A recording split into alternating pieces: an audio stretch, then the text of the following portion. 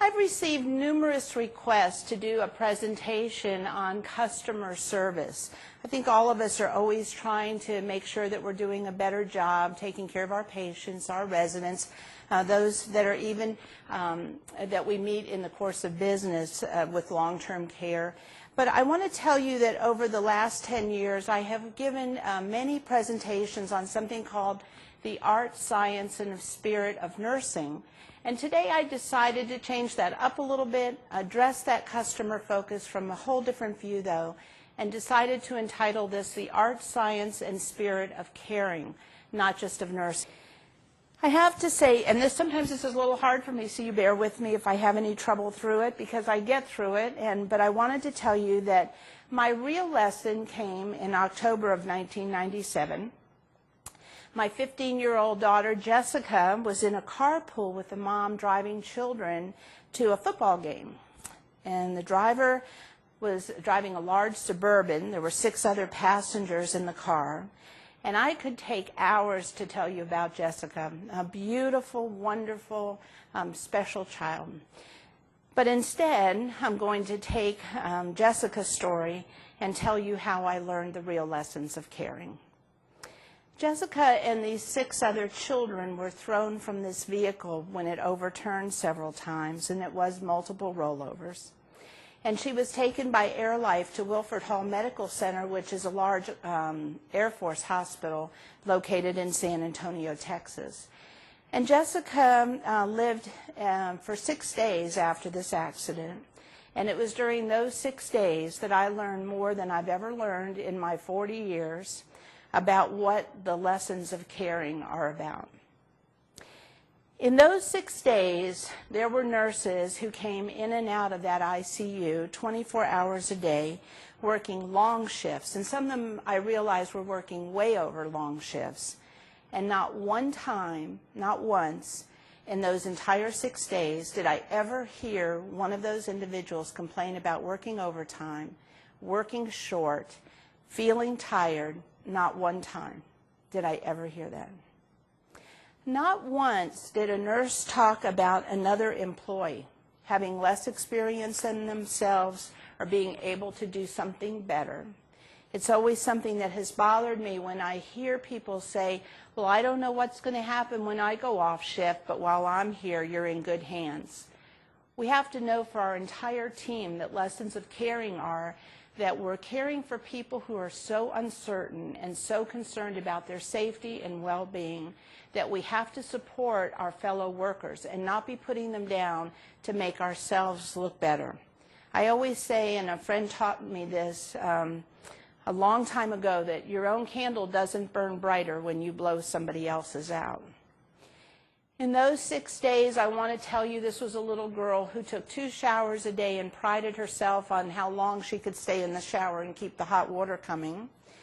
And yet, it was the little nurse who came in and saw that she had road dirt on her hands that put them both in a basin and let them soak to take the road dirt off and tenderly, tenderly clean those little fingers, those tiny hands. It was the staff that never forgot that it wasn't just about the patient, but it was about a mom and a dad and a sister and aunts and uncles and grandparents and friends. These were staff members, from physicians to social worker to nurses to housekeepers, that all of them recognized they were treating an entire family, not one 15-year-old little girl who was going to die. I will say that every day that we work in long-term care, we have to remember every day that we provide care, if it's to disabled, to anyone, we are always treating a family. This is not customer service. This is caring. This is a spirit. This is a sense of something that you have to have. And I'm going to explain that even more to you in a few minutes. I have to tell you that I found in myself one of the strangest things was I walked into that ICU room the first time I saw my child in this state as a nurse. I wanted to know about her pupils. I wanted to know about her intracranial pressures. I wanted to know all the questions. Did she have urinary output? I had all these questions. It was like going through this checklist of things. And at the end of the checklist, my head clicked how serious this was. I knew the gravity. But I can also tell you that the nurse in me clicked off and the mother clicked on, and the nurse never came back. It was just the mother who was there, who kept asking questions over and over and over again, things that I already had heard, but I just couldn't assimilate the answers. How many of us all the time are asking questions and answering questions and having people say to us, now, and asking once again, until the point we say, we've already told you that. We've told you that 3 times. It was really different being on the other end, knowing that I wasn't hearing what I wanted to hear. And maybe subconsciously I thought if I just kept asking the questions again, the answer might be different. Every time I have a family member who keeps asking the questions over and over, or a resident over and over that doesn't have dementia, that's a different issue. But other people, I often think what they're really asking is for a different answer. And what I really need to do is be supportive of what they're hearing. Or maybe they really don't understand it and can't hear it, and we need to be clearer. Because I had those moments too where I just didn't understand. Difficult decisions. We talk about DNRs, and we talk about feeding tubes, and we talk about so many things in regards to family members, the residents that we care for, care receivers. Really tough decisions. And yet we talk about advance directives so lightly, and how people don't have them, and what we should do, and how somebody's not paying attention to the advance directives, and the daughter just doesn't get it. I have to tell you that nobody was a greater believer in advance directives than myself. Nobody understood more implicitly the decisions that had to be made. But I have to tell you, these difficult decisions that we want people to make so quickly and with such little information should make each of us want to work harder and harder on advance directives to help families before they're put in these difficult situations. For me, I actually had a daughter who had told me what she wanted. Can you believe it? By the age of 15. There was no difficult decisions for us, really. Most of the decisions were made for us. But it sure has made me more sensitive and more willing to learn about how to present these difficult issues to families. This is spirituality and caring, the spirit of really caring. It's not about best practices of making sure that the form gets signed. It's how do we help families to make those tough decisions in life, especially under extraordinary circumstances. You know what was interesting is what would be important to the nurse wasn't important to the mother anymore. I wasn't interested in the intracranial pressures. I wasn't interested anymore in the x-rays. I already knew what the outcome was. I had already been told. And so when I would think about how these nurses never showed me that's what was important to them either. We know what they were charting. We know what they were measuring. We know what their responsibilities were. Not one day have I ever questioned they didn't do 100% accurately what should be done. But what I do know is all the things that they did do that I cared about as a mother, not as a nurse. Someday we can talk about all the clinical perspective, but today it's about the spirit. I want to tell you a story about Jessica's little sister. Her little sister was 11 years old, and she could barely stand to come in the room. And I could understand that, but I have to tell you there was so much going on I could hardly cope with everything that was happening. It was 1 or 2 o'clock in the morning. A male nurse came in, sat down next to me, and he said, "Miss Wellisch," he said, "have you noticed that Lauren's having a tough time coming in here?" And I said, "Yes." And he said, "Well," he said, "I think it's Jessica's hair." And I said, "What do you mean?" He said, "Well, there's this one clump of hair hanging out of the turban, and Lauren just keeps looking at that." Well, Jessica took great pride in her hair, so it just kind of hit me that he had picked up on that. And he said, "Can we just go ahead and cut her hair?" I said, "Absolutely." So he and I undid that turban, and we cut her hair and put the turban back neatly on. And the next day when Lauren came in, she was a different person with her sister, so much so that even though Jessica was on a ventilator, this little girl climbed up into bed with her and was talking and whispering the things of everything that was going on out in the hallway with her friends.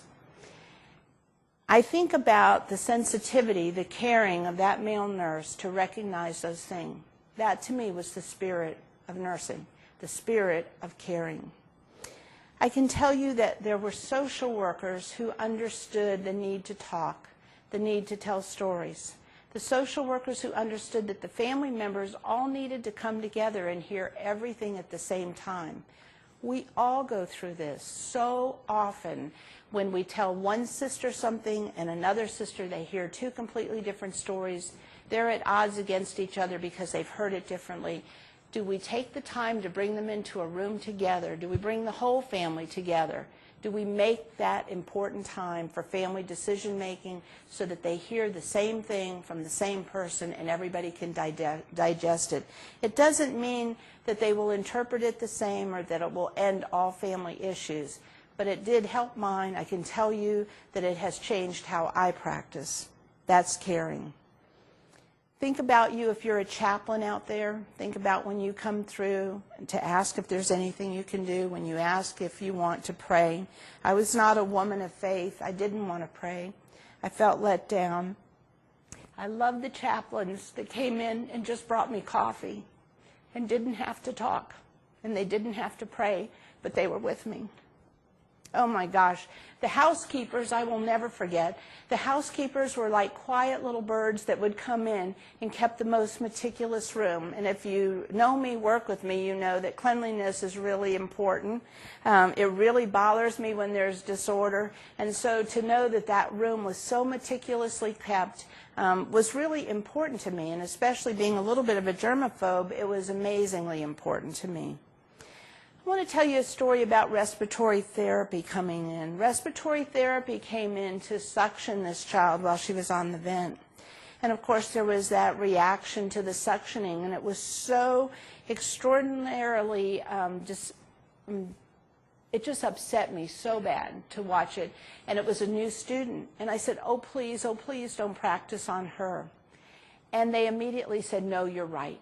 We're going to stop right now. There wasn't any explaining why we had to do this or that this person had to learn, that this was appropriate.